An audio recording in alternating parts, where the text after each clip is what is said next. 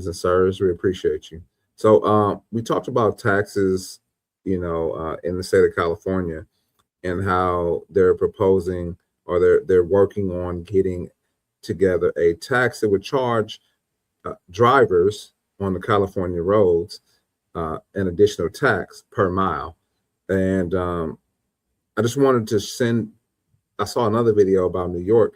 They're potentially going to raise property taxes for those in New York, and so this could be something that trickles down to us. We'll see what happens. Let's see what they have to say about it. Mayor Mamdani's proposed budget has scared a lot of people. Homeowners, co-op and condo owners, building owners, anyone who could see their property tax bills go up if Albany doesn't find extra money to bail the city out of its fiscal crisis. Political reporter Marcia Kramer has the story. Flushing, Queens is a neighborhood of homeowners who are proud of their leafy streets, tiny plots of land, and the ability to have a touch of suburbia. Many, like Paul Graziano, have lived in the neighborhood for decades, but now they're worried they could be forced out by Mayor Mamdani's threat of a huge property tax hike. He says of his neighbors, I think they would freak out. Paul is worried too. Absolutely impinge everything. I mean, I'm raising a 9-year-old kid, and everybody knows when you're raising kids, it's every dollar counts. His taxes have already skyrocketed. When he bought this home in the neighborhood he grew up in, the taxes were $2,800. Now they're $11,000. Mamdani tax hike would mean another hike of over $1,000, and he's furious. This is coming from someone who has never had to fight for anything in his life, who grew up in privilege and wealth. So, of course, raising property taxes on rich people, such as himself, isn't much of a burden. But it's not just homeowners. Ann Korshak owns 2 small West Side buildings, which each have 10 apartments. There's no restraint. They just come to us as if we're an ATM machine. She says the Mamdani tax hike, if it comes to fruition, will affect her tenants, too. It's going to make it much harder for me to replace a boiler. Instead, I'm going to repair it. Patch a roof instead of replacing a roof. Those are the kinds of decisions you have to make when, 40% of your rent roll is going to the city in property taxes. The mayor says raising property taxes is not his first choice. He wants more money from Albany. But this is a budget that reflects the only tools that the city has at its disposal. When we are speaking about property taxes, that is a tool of very last resort. Okay. Let's see, Mayor of New York. Actually, let me stop sharing it. Let me see. Mayor of New York. Not to.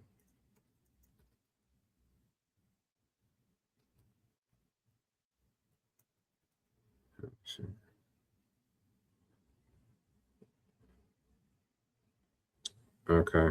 Oh, I don't have it. Oh, that's fine. So anyway, so it looks like Mayor Mamdani proposes to raise the property taxes in New York.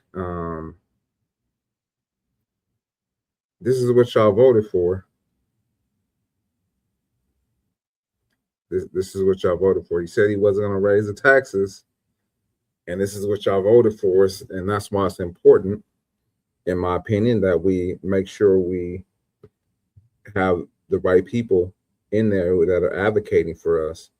It's kind of difficult, to hold somebody like this accountable, because if you're a politician, and actually, let me see, I don't know how long he's been a politician, but most politicians, especially those ones who've been in office for 40 years, they never had a real job. You know what I'm saying? We're funding their life. And guess what? They don't care about you having to pay an extra $1,000 for your property taxes. They don't care anything about that. We're going to continue to have these conversations, but we've had them. They don't care that you're struggling. They're going to tell you, guess what? We're going to tax the rich. When the rich leave, when they can't tax the rich, guess what? you gonna pay. And you continue to vote these people in. We continue to vote these people in because I'm guilty. And they sound great, but he hasn't been in office probably a month or two yet. And people already are bad that he's raising their taxes.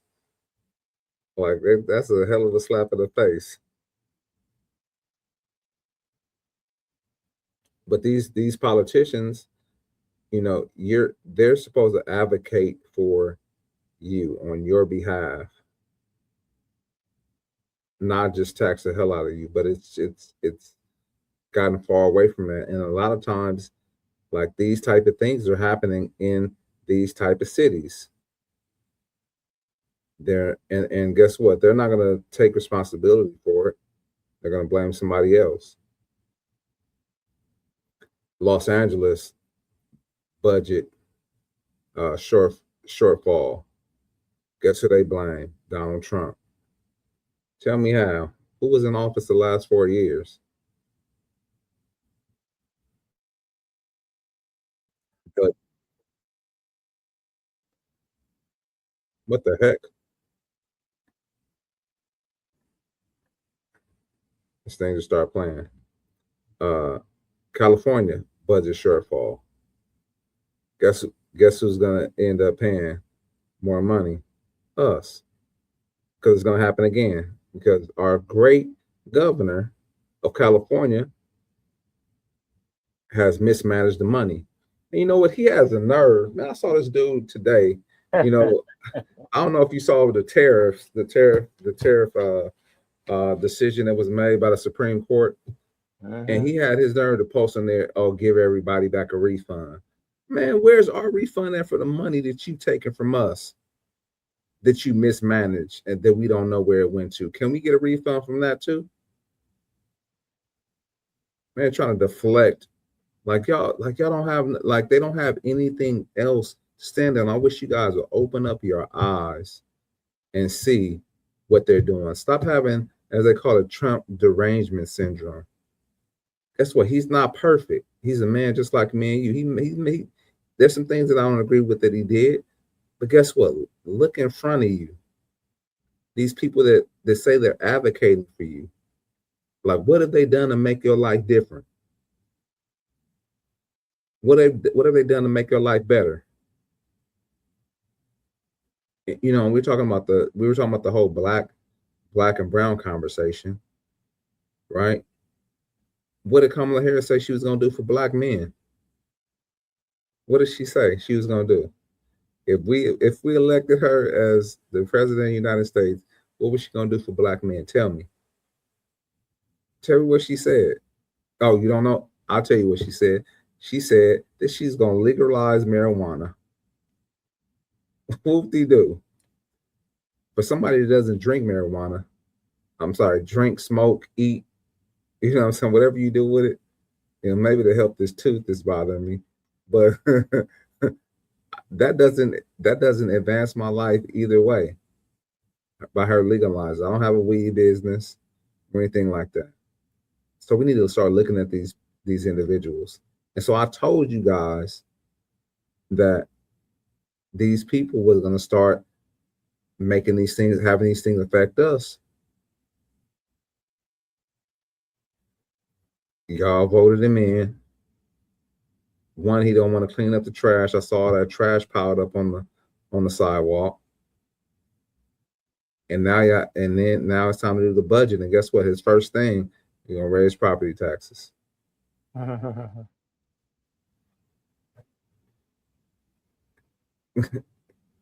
You asked for it. What's that song? You want it? I got it. Dripping like water. You want it? I got it. Dripping like, hey, candy. You got it. You got what you wanted. You know what I'm saying? That's what you voted for. So, but in all jokes aside, this is something that's going to continue to happen in these cities, that we start allowing these people to act like they run us. They're the spokesperson for us, and they should be speaking what we're speaking, not their own thoughts. if we say, oh, we want to see schools better, they should be advocating to make schools better. If they say we want less taxes, they should be finding ways so that we tax less. And guess what? It may not be a 1 year, 2 year, 3 year fix. It may take time, but they got to have a plan. Not the first thing you get in office. Guess what? To fix the budget, tax. But y'all like it though. I don't like it. I was listening to this dude this morning, and he was giving like his breakdown, like the breakdown of his budget. And the dude is in tech. He makes a lot of money. $290,000 a year. And guess how much taxes he gets taken out? 100 and something thousand in taxes. That he works hard for. That's crazy to me. I don't know. Some people might be like, oh, he makes a good amount of money. That's a good amount of money. But yeah, it is. But wouldn't you want to keep a larger majority of that? What are some ways that we could tax people less? What are some ways that we could, fix the budget shortfall?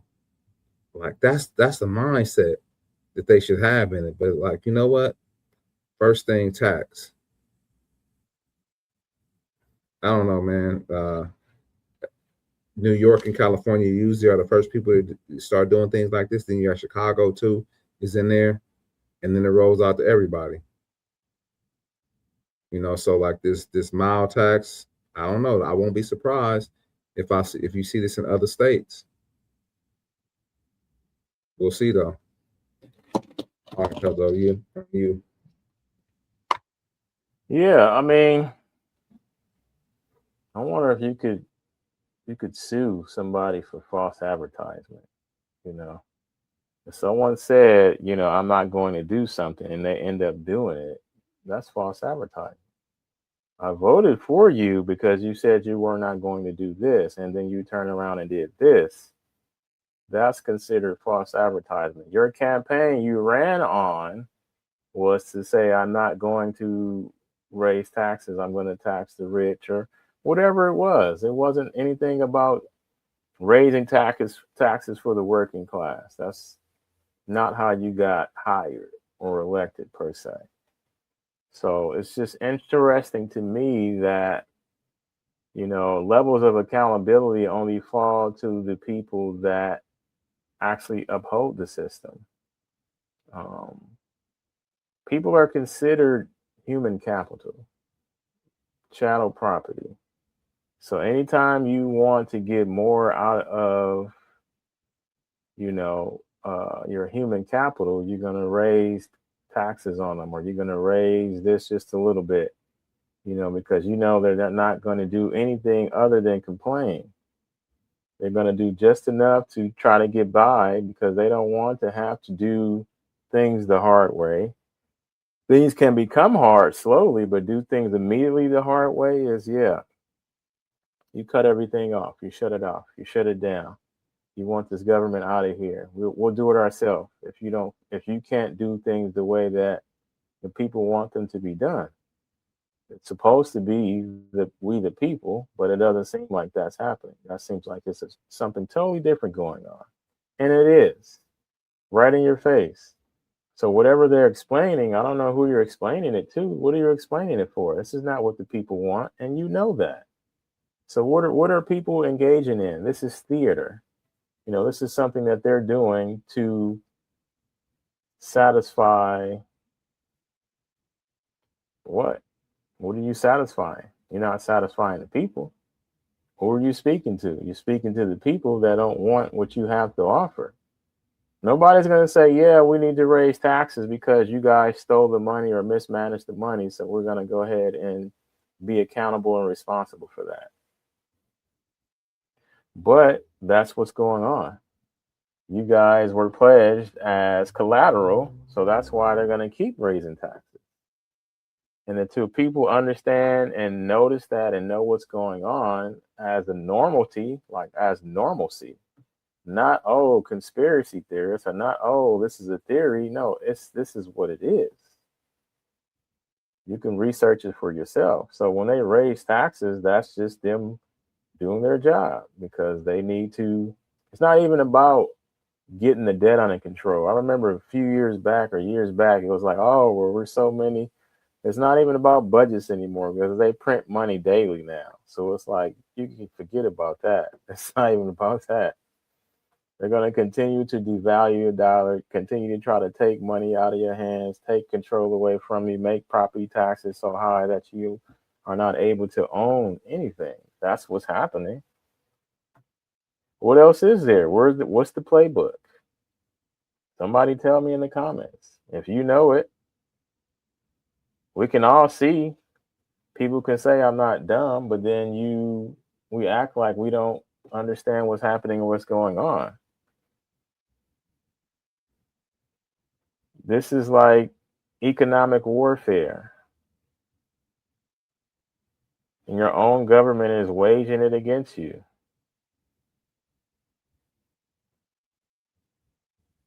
What else could it be?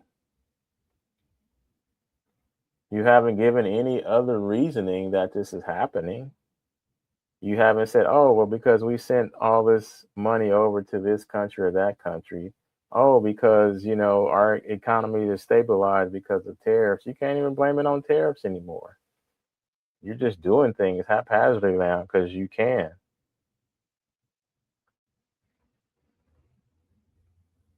So the people working every day, seeking to understand what's happening, what they're involved in, you're not getting any real answer. All you're getting is, oh, well, we're gonna do this law now. We're gonna enact this new tax, or we got to do this now.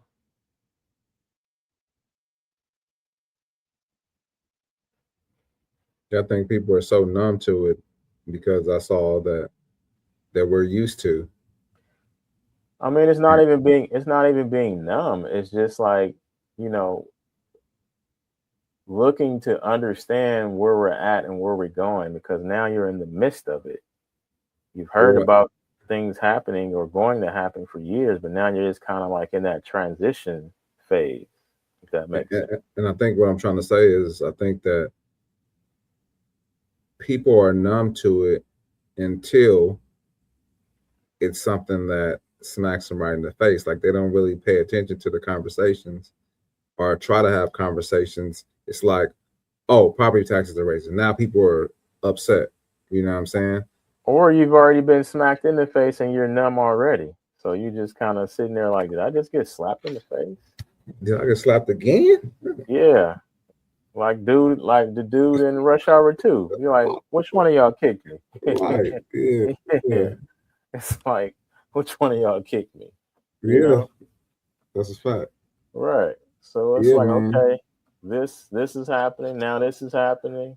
Now this is happening. So it's like, okay, what do I do? Do I continue as normal? People try to ignore it, but you can try to be normal if you want to. But as you know, and as I've been understanding, you better be working on everything you can and try to get rich in the next 3 to 5 years. It's probably speeding up 2 to 4 now. Yeah. Because they are attempting to make the way of life livable in the middle completely gone. So yeah, I can work 2-3 jobs and I can live decent. No, that's going to be gone, because a lot of those jobs that you were able to put together and stack to kind of make some decent money, those jobs are not going to be available anymore. And people don't help, because then they say, yeah, AI is better. Or yeah, I'd rather take a Waymo because, these people drive crazy. We need to talk about Waymo too. Yeah, well, maybe because they're tired, because they've been driving 12 hours straight. So they just trying to, get you there as safe as possible. Right. They're not trying to drive crazy. They're trying to stay awake so they can drive you to where you need to go safely. But anyway, what we got next? We need to talk about Waymos though, man, at some point, because got the Waymos getting trapped in the water. You got Waymo's not letting people out the car. You got Waymo trying to drive to another country. And then I heard that some of the Waymos are actually driven by remotely by other users. So we'll have to address Yeah. that. People in India probably. It's like, yeah, go Oh man. on Upwork or Fiverr and find you a Waymo driver. So they can Man, I drive your definitely car. don't want them driving me, man. They laws is a Right. little different. Like they ain't trying to yeah. Or go on whatever site, Why wouldn't you have somebody in America doing that? Well, because you have to pay Americans more money. They need benefits. I can't just work for you 12 hours a day and not have benefits, Right. Right. Well, So it's cheaper labor. We all know that. Overseas has been a thing for a long time. yeah, I agree.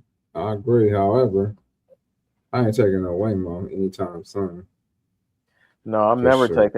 taking the Waymo. Let me see. What just happened? Did I stop sharing? Oh no, it didn't. Okay.